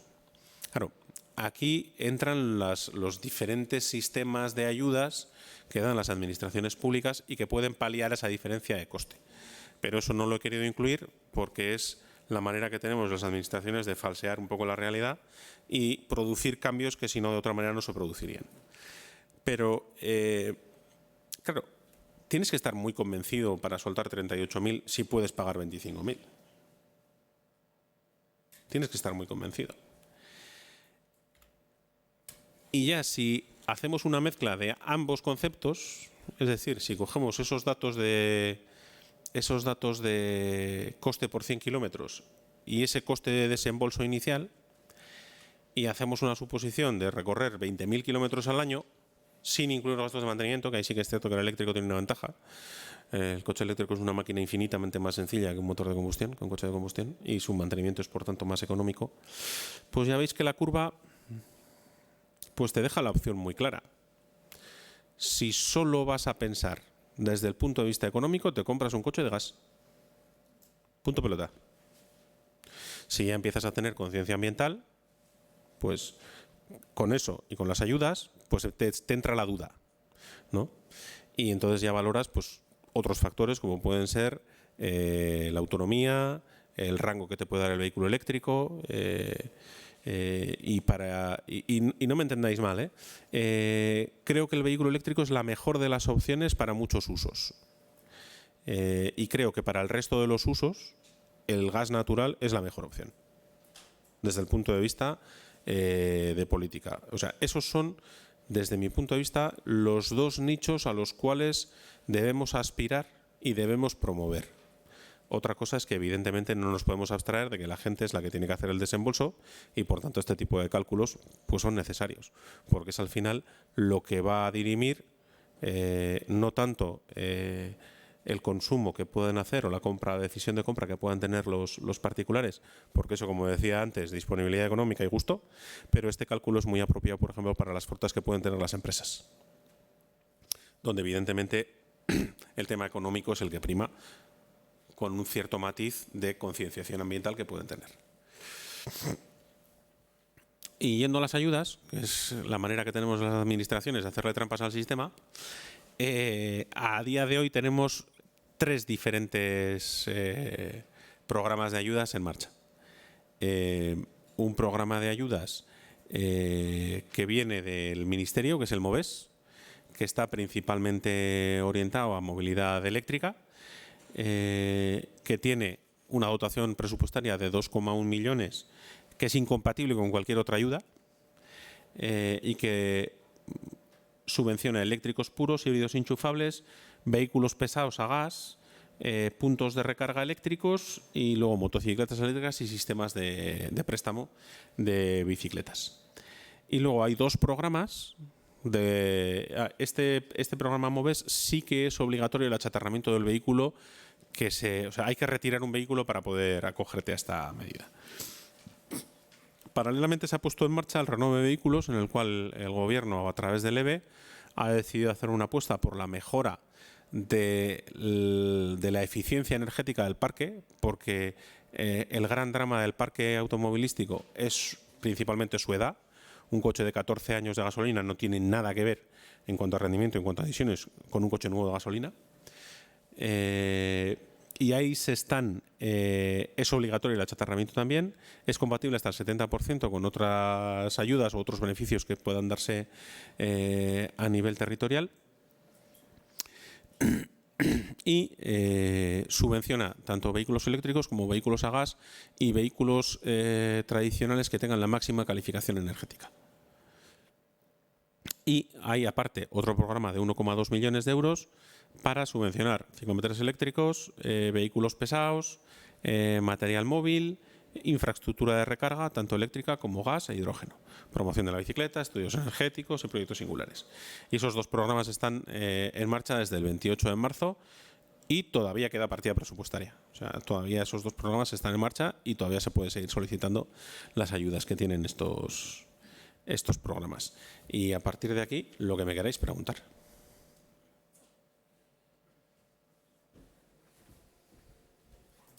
Eskerrik asko, Aitor. Placer bat. Bueno, ¿alguna pregunta ya por ahí? Vota.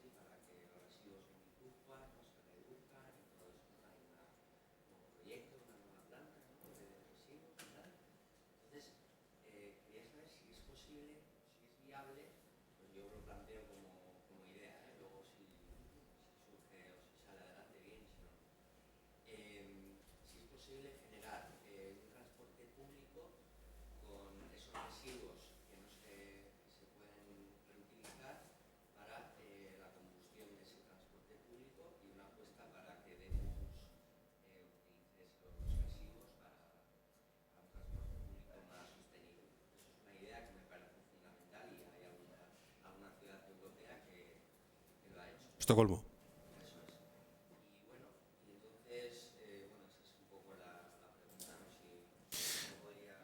Sí, no, desde luego es una opción muy válida.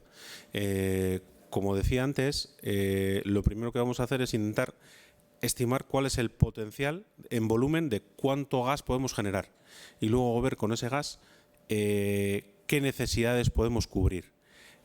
Por ejemplo, si no estoy equivocado, Bilbao ha empezado ahora a hacer una transformación de sus vehículos de recogida de residuos, que los va a transformar a gas.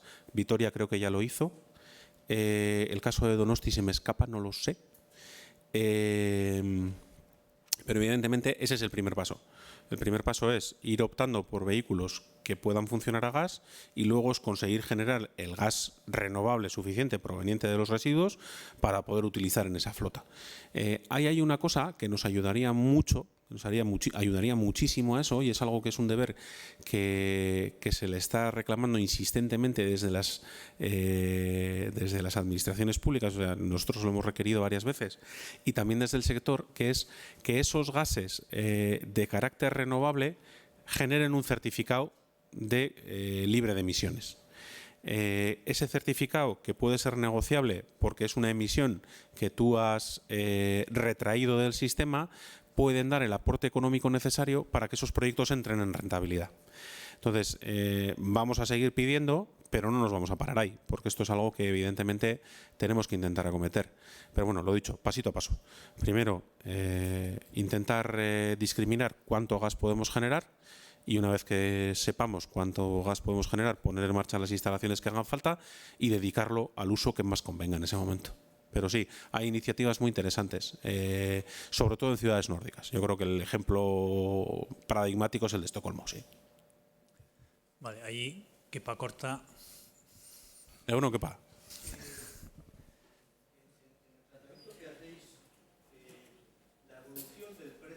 Sí.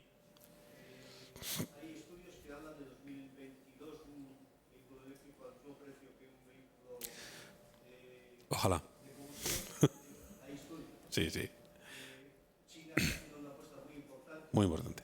Por este tema, y por tanto es muy probable que el proceso coja un impulso importante. Las compañías automovilísticas actuales no tienen ningún interés en que el proceso sea rápido. Esto puede explicar también el precio de algunos vehículos, o el que técnicamente todavía no tengan una autonomía suficiente. Yo recuerdo que el responsable de IBM Europa hace 10 años, 9-10 años, nos decía que ya tenían la batería con una autonomía de 700 kilómetros, ellos en laboratorio. Ha pasado casi 10 años. Pues estarían forrados. Entonces, parece también probable que las compañías tradicionales tengan ese vehículo ya, porque van a tener que competir con un vehículo de similares características que venga de fuera, pero que no tengan un interés en que efectivamente ese proceso sea rápido.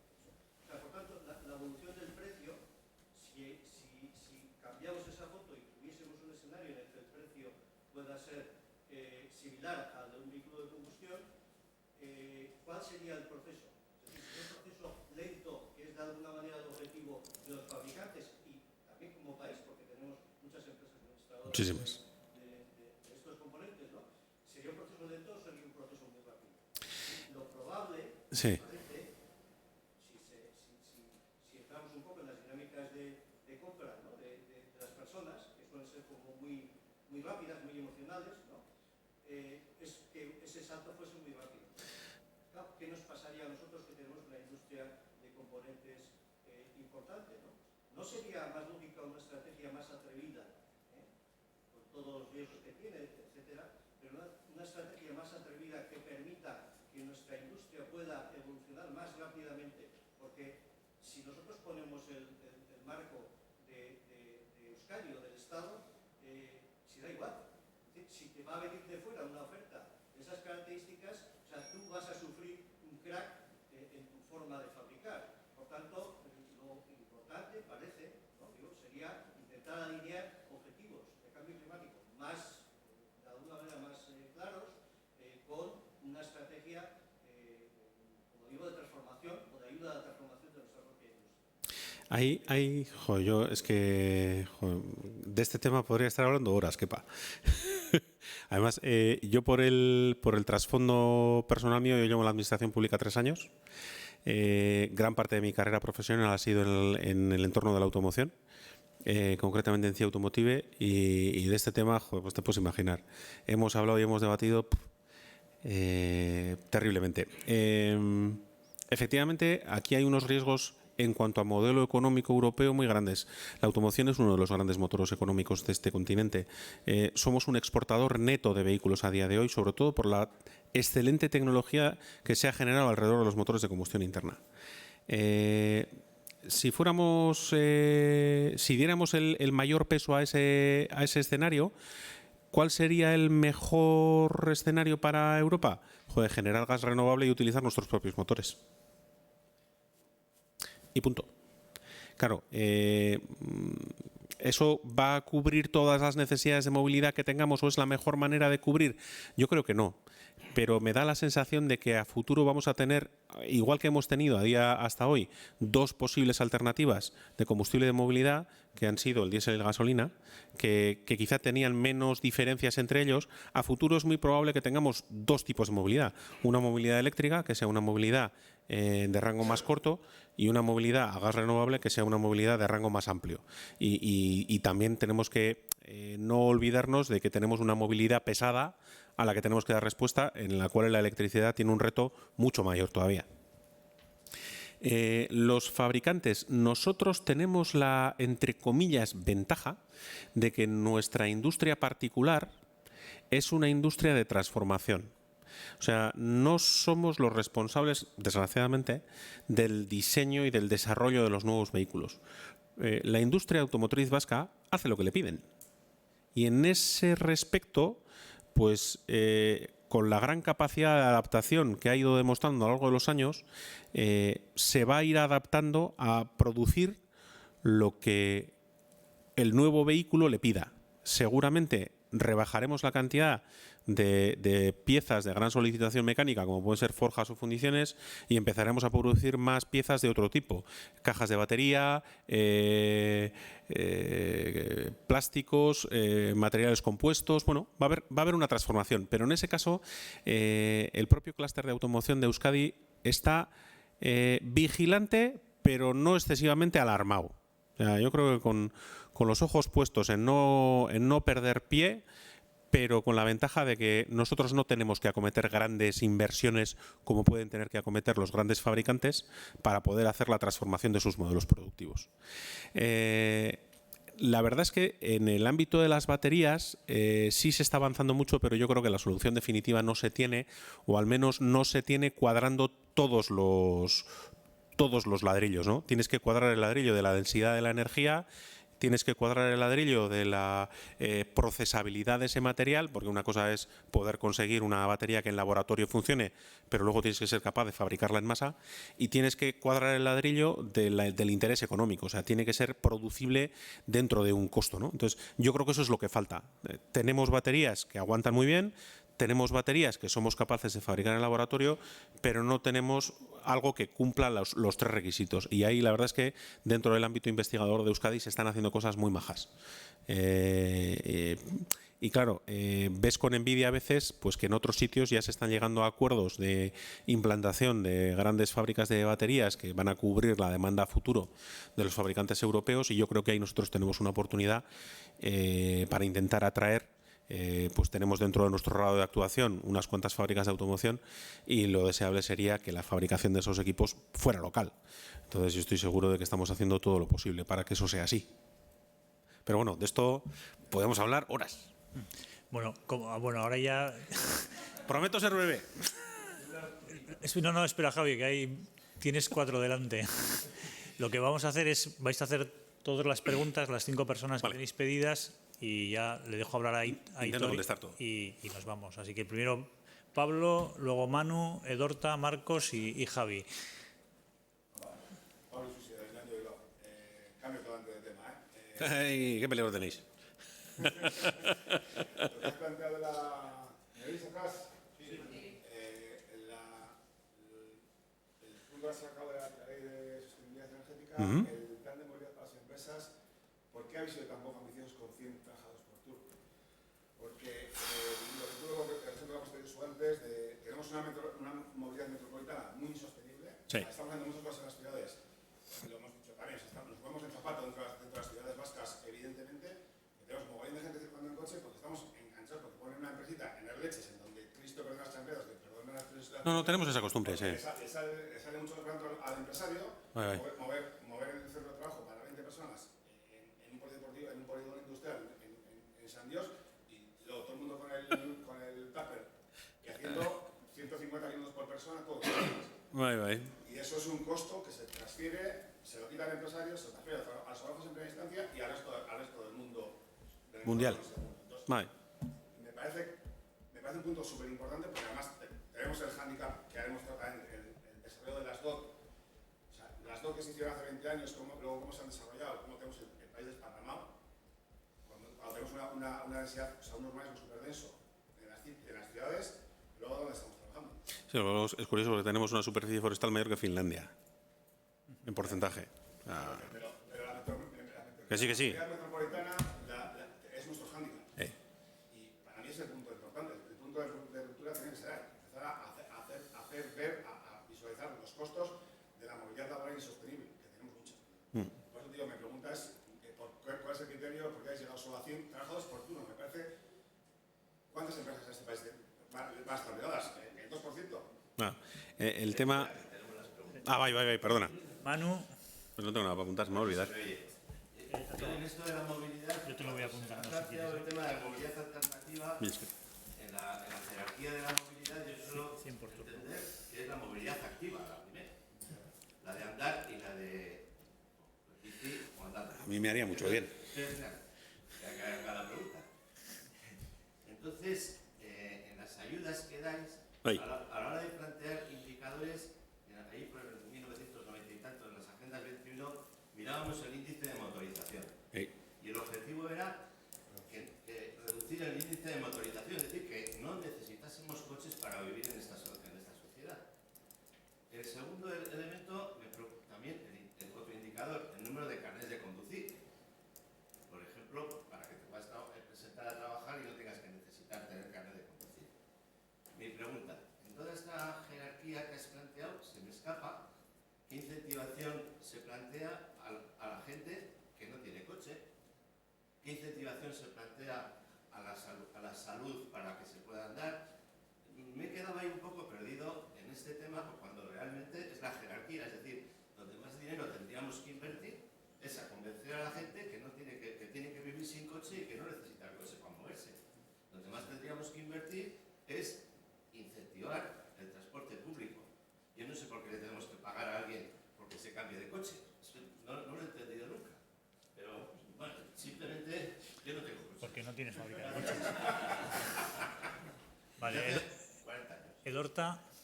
Bueno, pues coincido un poco sobre la línea de lo que decía Manu, que entiendo que un planteamiento que es sostenible también debe pasar por primero una reducción de los desplazamientos. Entiendo yo que es uno de los retos que tenemos por delante. No se sustituir el parque actual automovilístico, entiendo yo, por un parque de coches eléctricos, ¿no? Sino de que haya menos vehículos y los que sean los menos puntualmente, pues evidentemente. Entonces, por ese lado no veo, no he visto por lo menos un apunte en el sentido de reducción del número de parque de vehículos a motor. Y tampoco he visto también en esa línea ayudas también para la sustitución, o sea, para el abandono del coche. Es decir, en otros países se está empezando a programas de promoción bien de la movilidad activa o bien del uso del transporte público a cambio de la entrega del coche. En el país, en el área metropolitana del país, se ha empezado ya por ese tipo de programas, en el cual tú entregando tu coche te da unos bonos de transporte y una serie de acceso a servicios de movilidad sostenible o más sostenible que la del coche. Y luego también, no sé, igual lo has comentado, pero no lo captado por lo menos, ninguna referencia al transporte marítimo ni aéreo, teniendo en cuenta que son los módulos en torno a las emisiones globales de CO2 son los originales del 20%, globalmente, mundialmente. En Euskadi no sé cuál es la cifra exactamente, pero me parece que sería uno de los dos sectores a prestarle mucha atención, de modo que, un pequeño dato, los 15 buques mayores del mundo contaminan más que todos los vehículos motorizados Vale. Ahora, ¿queda alguien más? Como hagáis más preguntas vais a quedar sin café, pero bueno. Marcos. No fastidies. Yo voy a reincidir un poco en lo mismo, para que nos preocupan algunas cosas a algunos. Está bien. Y me pasa como a Manu, que cuando se habla de movilidad alternativa, yo tengo otras cosas en la cabeza. Lamentablemente, ya llevo años dedicándome profesionalmente a esto, más al espacio público, y me siento con muchas administraciones y termino hablando de IMDs y termino hablando de aparcamientos, cuando creo que deberíamos hablar de otras cosas. Y hoy, pues, eres como representante del gobierno vasco y hemos hablado de motores, ¿no? Entonces, nosotros el fin de semana pasado fue el Congreso Andando, que es el foro que aglutina a todas las asociaciones de peatones, y ahí tratamos precisamente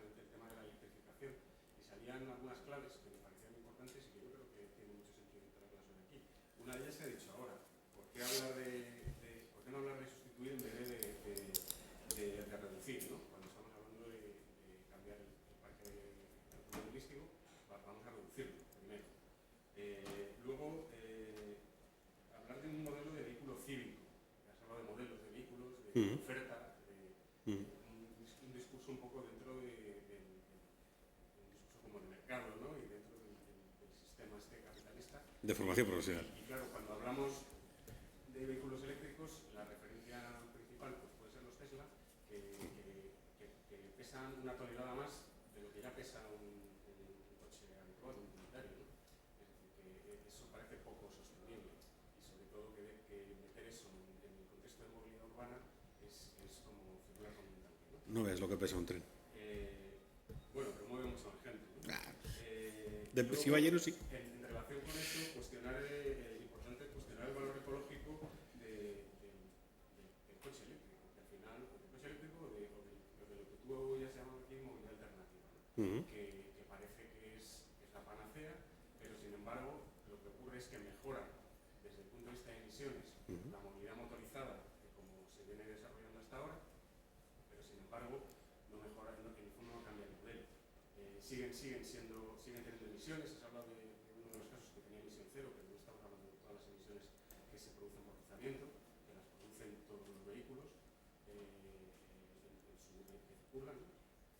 Y tampoco altera el impacto que tiene una movilidad motorizada en la planificación territorial. Es decir, se ha hablado, ¿no?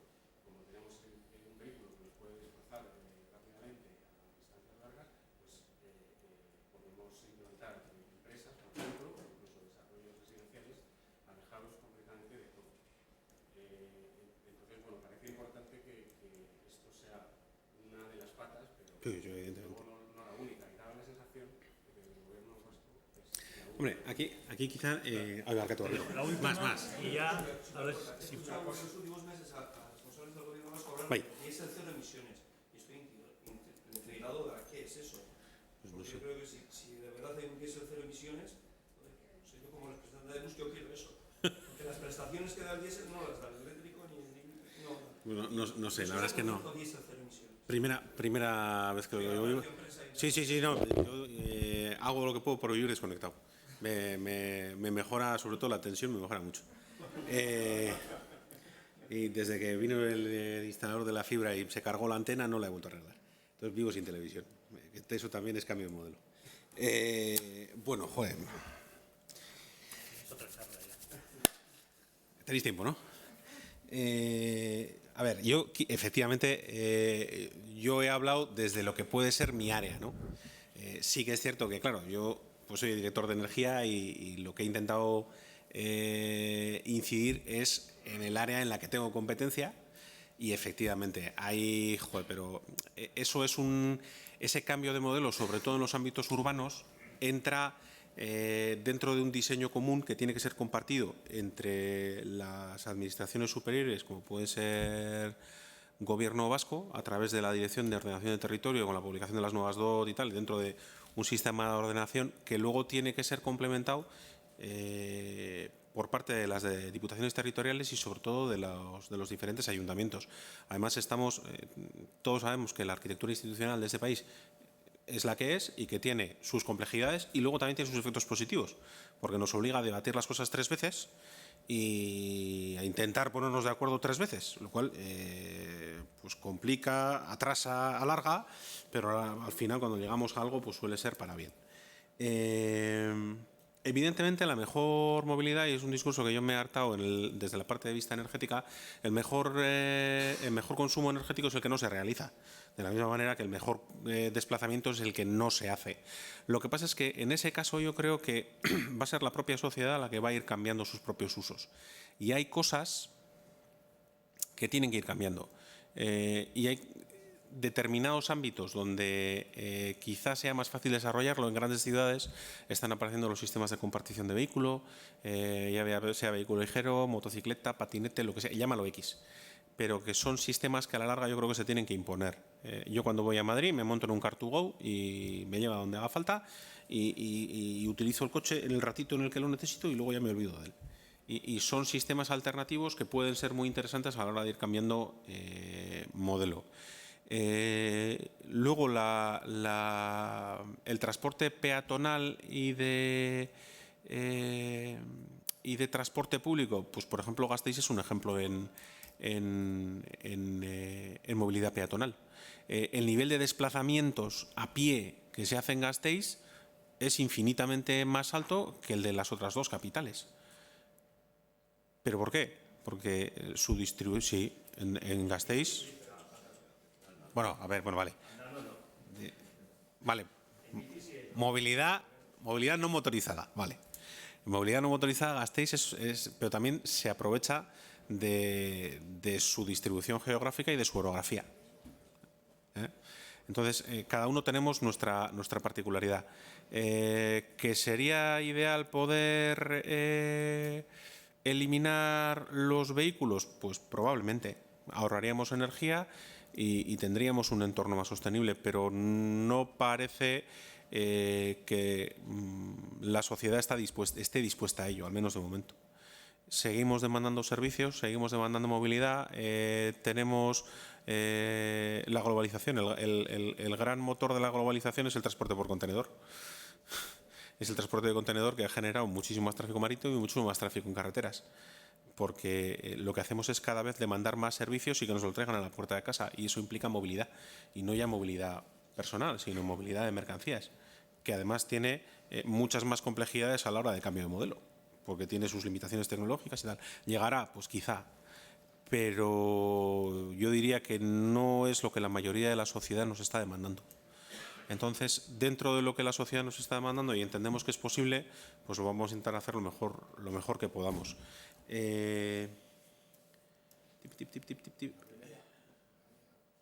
Espera. Movilidad activa, absolutamente de acuerdo. A mí me haría mucha falta. Me tengo que concienciar porque me va a echar la mujer de casa. Y sí que es cierto, pero ahí entramos un poco en lo que decíamos antes. Depende mucho de la extensión de las ciudades, de su orografía y de lo que esté dispuesta la gente. Hay un incentivo que yo creo que es el mejor de todos para no tener coche, que es infinitamente más barato. Infinitamente. Un coche es un pozo de dinero. El día que te compras un coche te arruinas. Así de claro. Y empiezas a tener unas obligaciones económicas que en realidad, si haces un estudio económico en profundidad, no compensan. Pero es que no hacemos ese estudio económico. No lo hacemos. Al final nos movemos por impulso. Antes Kepa lo decía, la compra es impulsiva. ¿No la has puesto en el gráfico? Mira, pues esa te la compro. Esa te la compro. La voy a meter. Tienes toda la razón. Tienes toda la razón. Y a ver si, mira, extendiendo metemos la bicicleta también. La de pedales y la eléctrica. No, ese tipo de gráficas y de aportaciones suelen ser buenas porque mueven a la reflexión. Suelen ser buenas. Respecto a la movilidad marítima y aérea, tenemos un problema parecido al del transporte pesado. Yo te diría que incluso un poco incrementado. En la movilidad aérea, sobre todo la movilidad aérea, tiene un problema de desarrollo tecnológico. Parece ser que todavía no hay alternativas sostenibles a la movilidad basada en los combustibles de alto octanaje, como pueden ser los querosenos y tal. Eso pasa porque nos concienciemos de que tenemos que ir menos en avión, que como sociedad aceptemos un modelo diferente. Sí que existe una alternativa tecnológica en el tema del transporte por mar, eso es cierto. Hay una cosa que estamos pidiendo al Ministerio, que es la electrificación de los muelles, sobre todo de los dos grandes puertos, de Bilbao y de Pasajes, de manera que cuando haya buques amarrados, los buques amarrados no estén quemando, sino que estén conectados a la red eléctrica y, por tanto, haciendo un consumo de energía más responsable y, sobre todo, con unas emisiones mucho menores, que va a ayudar, además, y va a repercutir positivamente en la salud de los entornos portuarios, en la salud del aire. Y desde el Gobierno se ha intentado promover que la transformación de vehículos o de buques a gas. Se hizo una primera transformación para crear un barco que fuera un punto de repostaje de gas marítimo. Se hizo ya el año pasado la primera operación de suministro de gas a un buque irlandés, creo que era un barco cementero irlandés, que desde la Oezmendi se le suministró gas. Hay compañías que ya están haciendo el cambio. Por ejemplo, yo te diría que a nivel europeo una de las más importantes es Balearia, que está transformando todos sus barcos progresivamente para que funcionen con gas natural licuado.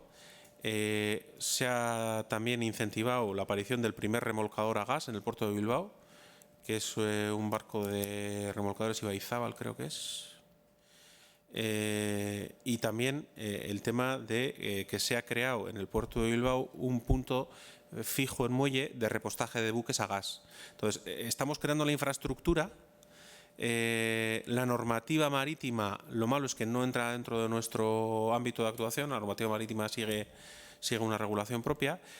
Creo que este año o el que viene entra ya en vigor la limitación, sobre todo en emisiones de compuestos asociados al azufre, con lo cual la movilidad marítima va a tener que abandonar los fueles pesados, ya era hora. Pero claro, si abandona el fuel pesado y se va al gasóleo, hemos ganado un poco. Lo ideal sería que se fueran transformando a gas antes de que pudieran dar el salto al eléctrico, si el caso que fuera posible, en aquellos casos en los que fuera posible. Pero bueno, ese es evidentemente un debate también que es muy interesante. Y para darte el dato concreto, a día de hoy la movilidad en Euskadi es el principal consumidor de energía. Creo que los últimos datos son un 40,5% de consumo energético derivado del transporte, un 39,4% derivado de la industria, un 1,5, 1,4, 1,5 del sector primario y el resto proviene del sector edificatorio. Lucho Gravera. O sea que sí, que la movilidad es uno de los retos gordos que tenemos en cuanto a gestión energética. Y ¿alguien me ha dejado? ¿Qué me ha dejado? A Pablo con los 100 trabajadores por turno. Al revoltoso, le he dejado al revoltoso. No, el diésel cero emisiones, yo ya te digo que no sé darte respuesta. No sé darte respuesta. No, que no he oído. No sé darte respuesta. Pero desde mi punto de vista, desde el conocimiento que tengo, que yo sepa, cuando quemas algo, eso emite. Otra cosa es que luego puedas tener mecanismos de compensación de esas emisiones. Eso ya, pero como ya te digo, como no sé exactamente a qué se referían, no te puedo contestar. 100 trabajadores por turno. Pues se intenta buscar un equilibrio entre aquellas empresas en las cuales va a ser necesario hacer un plan de movilidad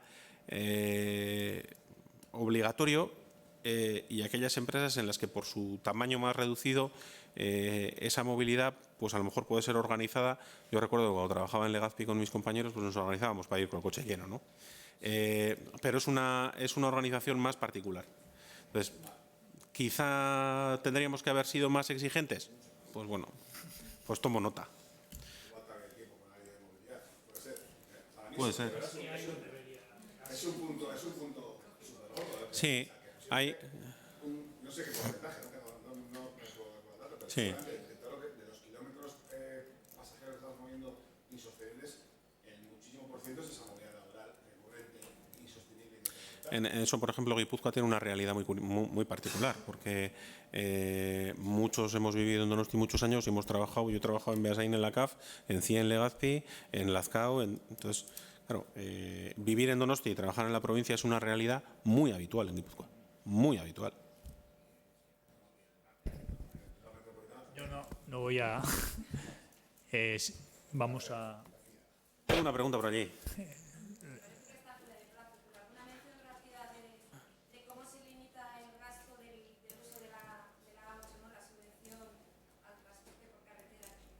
Pues ahí me pillas, porque como no entra dentro de mi responsabilidad, no te sé contestar.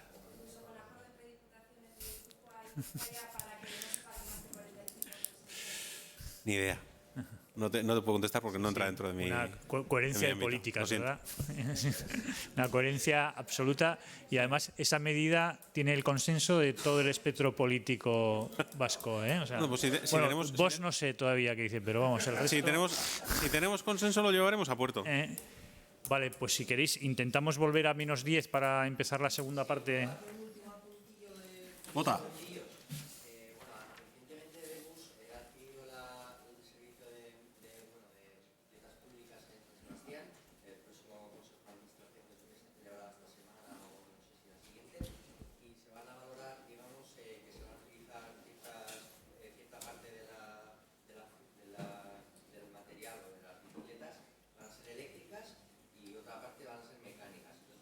Fundamental, si queremos competir con Vitoria y con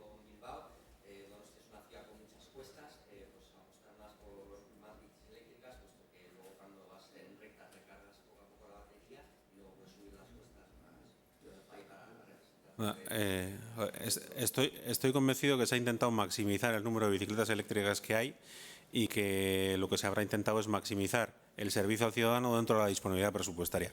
Esa es normalmente la gran tragedia que tenemos más proyectos que dinero. Osondo. Vale. Y Esker. Hasta ahora. Muy bien.